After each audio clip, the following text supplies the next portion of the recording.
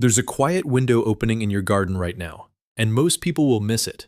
Not because they don't care, because no one ever told them what's actually happening underground in April.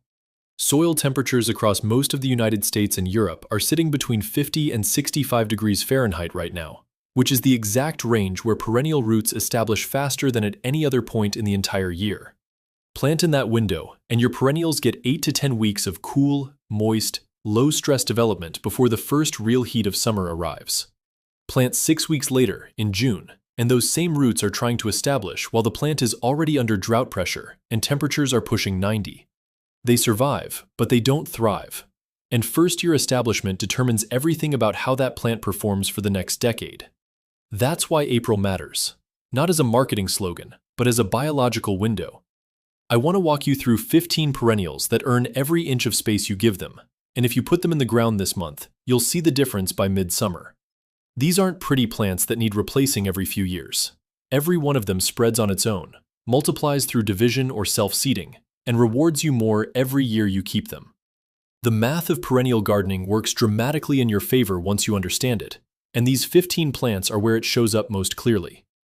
Let's start with the sun lovers, because this is where you get the biggest visible return for the smallest ongoing effort. Creeping phlox is the first, and if you've ever driven past a hillside in late April covered in a cascading carpet of electric pink, white, lavender, or magenta, that was Phlox subulata. It blooms for roughly 3 to 4 weeks in spring, with a color intensity that genuinely stops people. But the foliage stays evergreen the rest of the year, which means your slope or border holds its structure through every season, not just spring. Hardy through zones 3 to 9, creeping phlox covers nearly every gardening region in the continental US and most of Europe. It spreads outward by 2 feet or more per season through trailing stems that root themselves wherever they touch the soil. Here's the practical detail most videos skip. A slope covered in creeping phlox never needs mowing again.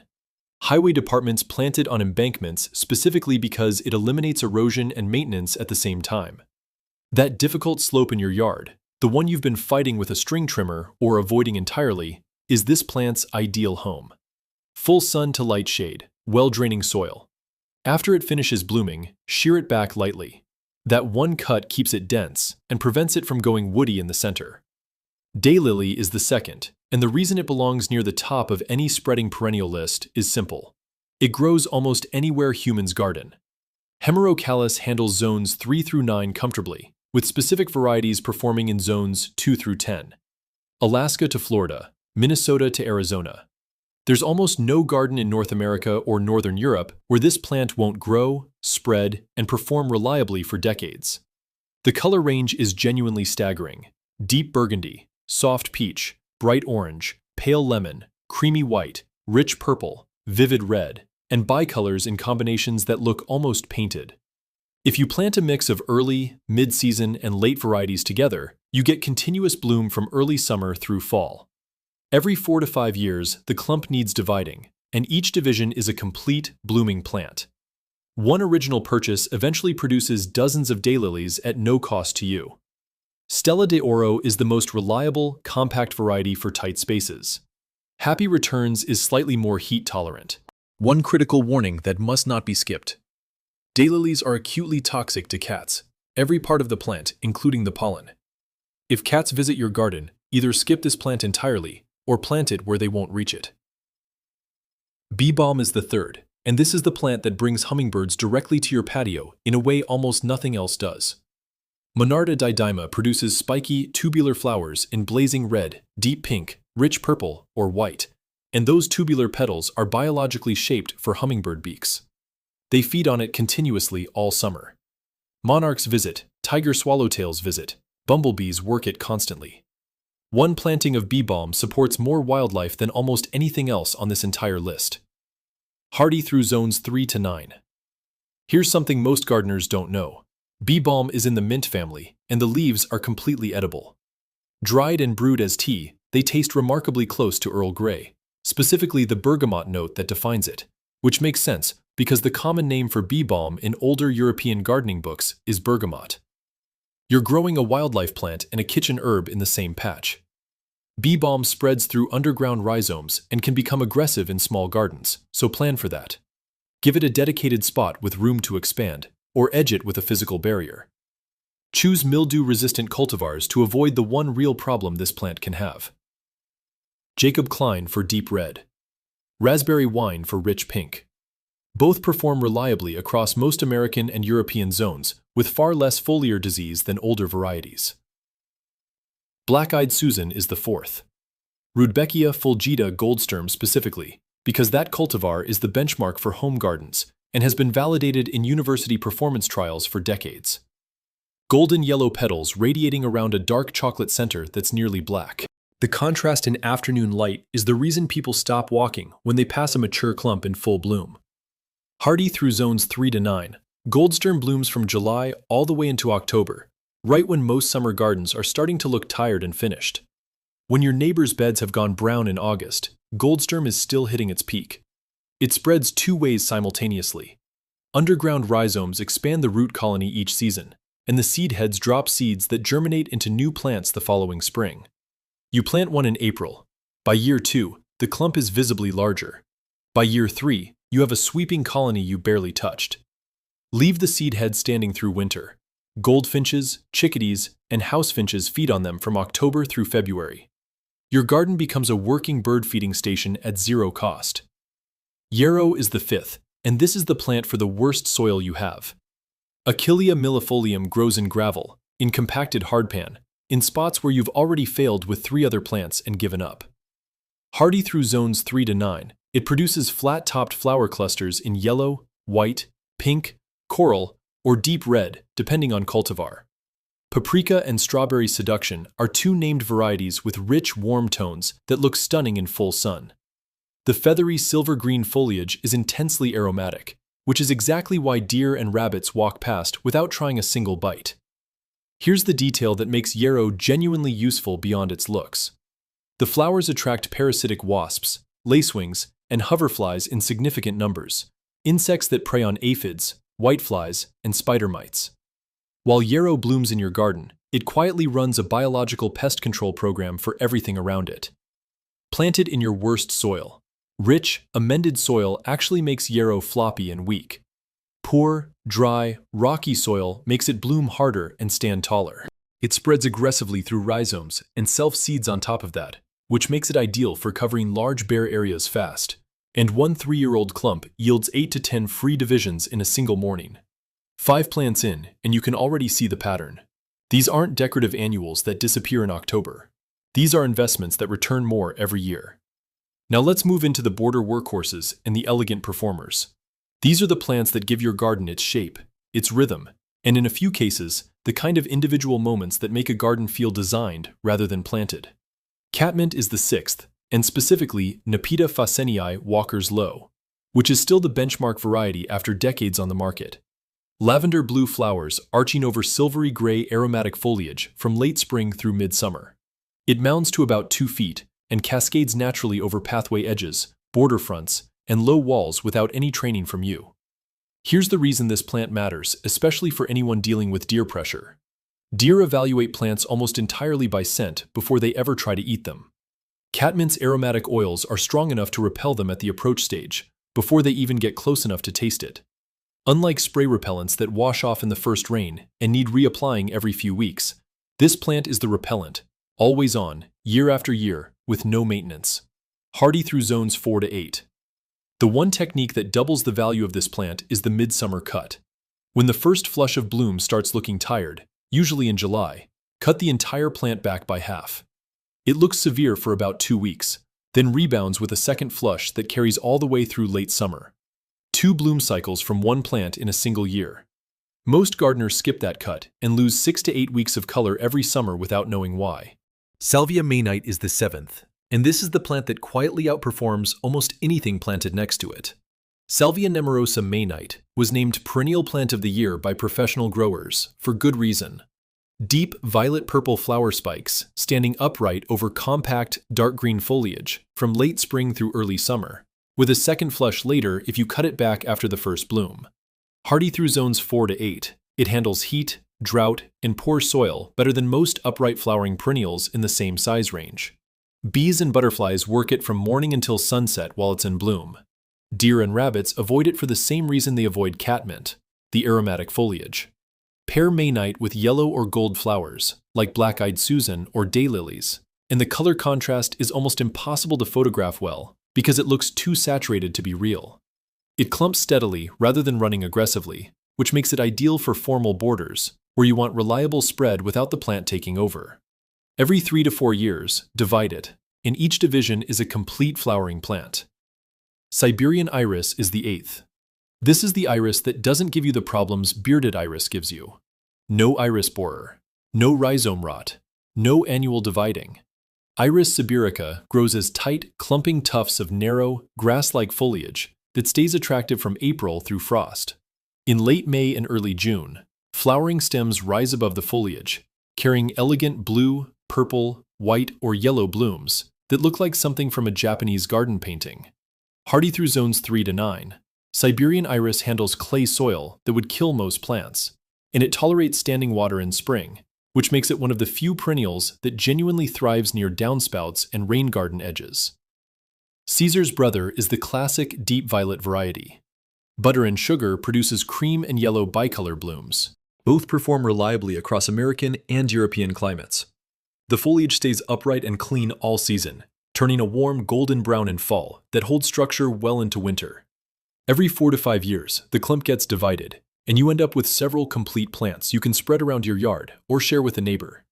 Hardy geranium is the 9th, and this is the plant most American gardeners have never heard of, which is genuinely unfortunate because it solves a problem almost every yard has. This is not the annual geranium from the gas station parking lot, which is actually a pelargonium and dies at the first frost.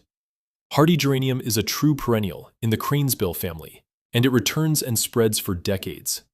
Geranium cantabrigiense biocovo is the variety I'd recommend first. Soft white flowers with a delicate pink blush, low mounding foliage that stays attractive all season, and bronze-red fall color when temperatures drop. Hardy through zones 4 to 8, semi-evergreen in zone 6 and warmer. Here's what makes this plant extraordinarily useful. Hardy geranium handles dry shade better than almost any other spreading perennial. That difficult area under large trees, where tree roots compete for every drop of moisture, where you've tried hosta and watched it struggle, where nothing seems to establish. Hardy geranium settles into those conditions and fills them. Shear it back hard after first bloom, and it responds within a few weeks, with fresh foliage and often a second round of flowers. Beyond that one annual cut, it asks for virtually nothing. Solomon seal is the 10th, and if you have a shaded area under mature trees where everything else has failed, this is the plant that succeeds where others didn't. Polygonatum produces arching stems up to 3 feet tall, lined with small white bell-shaped flowers hanging underneath in late spring. The foliage pattern is almost architectural, alternating leaves along the arching stem that catch dappled light in shaded beds in a way that makes a shady border look intentional rather than empty. Hardy through zones 3 to 8, Solomon seal spreads gradually through rhizomes, forming colonies over several years without becoming aggressive. Variegatum has cream-edged leaves that brighten dark corners noticeably. In fall, the foliage turns warm yellow before dying back for winter, and the roots return reliably every spring. This plant handles dry shade that kills almost everything else. It belongs in that difficult strip along the north side of your house, or under the canopy of a large oak or maple, and once it's established, it settles in for decades. Garden phlox is the 11th, and this is the plant you'll smell before you see it on a still summer evening. Phlox paniculata produces large dome-shaped flower clusters, sometimes 6 inches across, in pink, purple, deep red, white, and bicolors. It blooms mid to late summer, exactly when the spring flush is finished, and your garden needs something to carry it through to fall. The fragrance is what most people remember. On a windless evening, garden phlox fragrance carries 30 feet from the plant, filling outdoor seating areas and coming through open windows. For gardeners who spend their evenings outside, this plant transforms that experience. Hardy through zones 4 to 8. Here's the one correction that eliminates the problem garden phlox is sometimes blamed for, which is powdery mildew. Choose mildew-resistant cultivars from the start, and the issue largely disappears. David is one of the most mildew-resistant whites ever developed. Robert Poor is reliable in purple-pink. Gina has been verified in university performance trials for mildew resistance in soft lavender pink. Beyond cultivar selection, Give the plants adequate space between them for air circulation and water at the base rather than overhead. Those three decisions together produce years of spectacular, fragrant bloom. Cut stems and bring them indoors, and a single bouquet fills a room with fragrance for a full week. A note on the two phlox you've now heard about. Creeping phlox from earlier, Phlox subulata, is a low-growing ground cover that blooms in spring. Garden phlox, Phlox paniculata, is the tall summer bloomer we just covered. Same genus, completely different plants, different seasons, different roles. Both belong in most American and European gardens, and they don't compete with each other in any way, because they peak months apart. That's 11 plants. The remaining 4 are the wildlife champions and the late-season workers, and they include the one plant most gardeners still mistakenly blame for their fall allergies. That correction alone is worth the rest of this video. The last 4 plants on this list do something specific. They carry your garden through late summer and fall, when most perennials have already peaked, and they support the wildlife moments that make a yard feel genuinely alive in October. Goldenrod is the 12th, and this is the plant I need to correct a decades-old myth about before anything else, because that myth has kept one of the most ecologically valuable native plants in North America out of American and European home gardens for an entire generation. Millions of people blame goldenrod for fall allergies every year. They are wrong. Goldenrod has never caused a single allergy attack in its entire existence. Here's the actual science. Goldenrod blooms at exactly the same time as ragweed. Ragweed is the real culprit. Ragweed produces lightweight, wind-carried pollen that travels through the air and enters your sinuses. Goldenrod produces heavy, sticky pollen that is carried exclusively by insects, bees, butterflies, beetles, from flower to flower. It physically cannot become airborne. Goldenrod just happens to bloom nearby, while ragweed does the damage and takes the blame. That's the case of mistaken identity that has kept this plant out of gardens for decades. Solidago rugosa fireworks is the variety I'd recommend. Hardy through zones 4 to 9, it produces arching sprays of tiny, golden yellow flowers, radiating out like frozen fireworks in late summer and fall. It blooms through September and October, when most perennials have finished, which makes it one of the most strategically valuable plants on this list. Goldenrod supports over 100 species of native bees, butterflies, and beneficial insects. In terms of ecological return per plant, almost nothing else matches it. One honest caution. Goldenrod spreads aggressively through rhizomes in rich soil, so give it a dedicated corner or an area where spread is welcome. In poor soil, it settles into a well-behaved clump. Divide every 3 years in small gardens to keep it contained. Butterfly weed is the 13th, and this is the one plant every gardener who cares about monarch butterflies should be growing. Asclepias tuberosa is a native milkweed with brilliant orange or yellow flower clusters, blooming from June through August. Hardy through zones 3 to 9, it thrives in full sun and dry, well-draining soil, and once established, it handles drought better than almost any other perennial on this list. Here's the difference between butterfly weed and the other pollinator plants on this list. Most flowers provide nectar. Butterfly weed also serves as a host plant for monarch caterpillars. Monarchs lay eggs on it. The caterpillars feed exclusively on milkweed leaves, and without plants like this in the landscape, the monarch migration quite literally cannot complete its cycle. Growing butterfly weed isn't just decorative. It's direct participation in keeping a species alive. And monarch populations across North America have dropped significantly over the past decades, largely because of milkweed loss. The flowers also attract swallowtails, fritillaries, and dozens of native bee species. Butterfly weed has a deep taproot, which is why it handles drought so well. But that same taproot means it doesn't transplant easily once established. Choose its location carefully and let it stay there.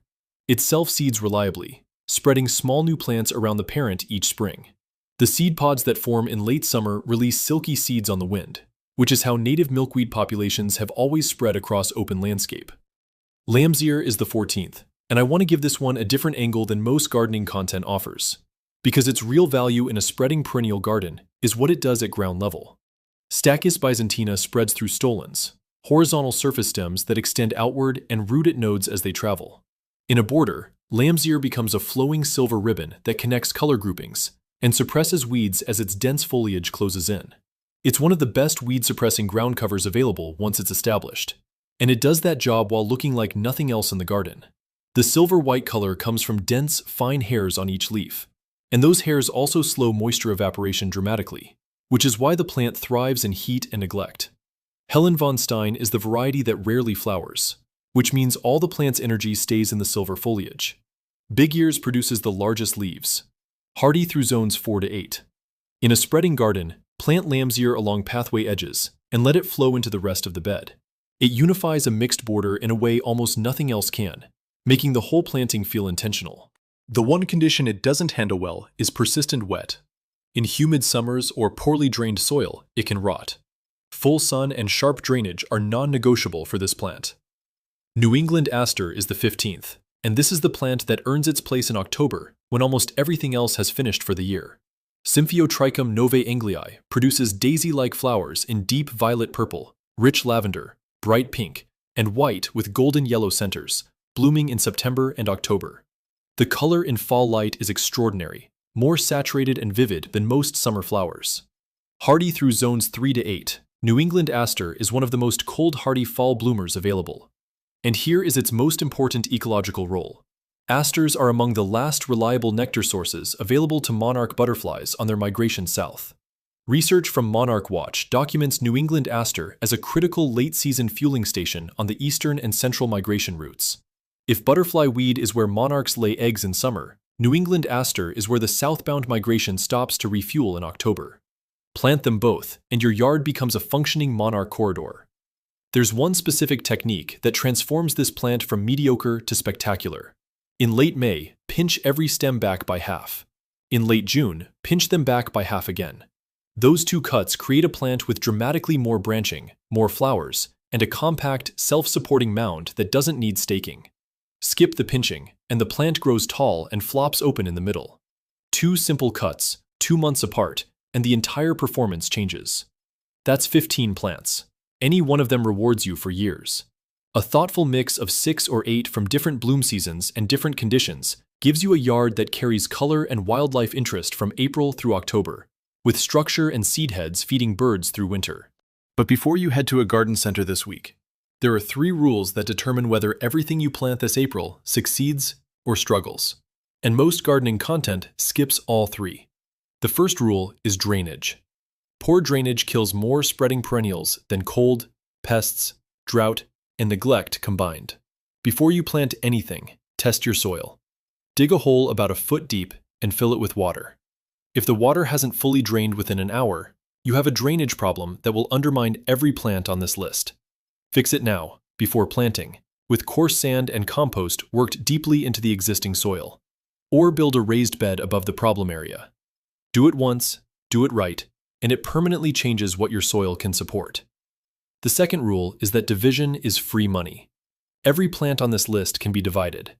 Most of them should be divided every 3 to 4 years to keep them at peak performance. Every division is a complete, blooming, fully viable plant. At current nursery prices, a mature 3-year-old clump of almost anything on this list yields between $50 and $150 worth of free plants in a single morning with a garden fork and a sharp spade. You should never buy a plant twice if you already have it growing somewhere in your yard. That's the compounding math that makes perennial gardening genuinely different from annual replacement. The investment pays back every season, and the scale of return increases each year. The third rule is the one most gardeners get wrong. Leave the seed heads standing through fall and winter. The instinct every autumn is to cut everything down and make the beds look tidy. Resist that instinct. The seed heads you cut in October are the food source that goldfinches, chickadees, sparrows, and juncos depend on through the coldest months of the year. They are the overwintering habitat that beneficial insects need to complete their life cycles and return to your garden next spring. They are the natural reseeding mechanism that multiplies your plants for free while the ground is frozen. Leave them standing until new growth emerges in early spring, then cut them back. Your garden will be more alive, more connected to the local ecosystem, and more naturally abundant, and you'll do less work in the process. One last thought before I wrap up. You don't have to plant all 15 of these. Start with 3 or 4 that match your conditions, A sunny yard gets creeping phlox, yarrow, black-eyed Susan, and catmint. A shady yard gets hardy geranium, Solomon seal, and Japanese painted fern from the previous video. A yard focused on wildlife gets bee balm, butterfly weed, goldenrod, and New England aster. Whatever combination you choose, plant this month while the soil is still cool and moist, and by midsummer, you'll see the head start that early planting gave you. By next year, those plants will be visibly larger. By year 3, you'll have a yard that takes care of itself in a way it never did when you were starting over every spring. If this gave you a clearer plan for your garden this April, type GROW in the comments and hit the like button. It helps this channel reach more gardeners who are ready to stop replacing annuals and start building something that pays them back every season. Thanks for watching, and I'll see you in the next one.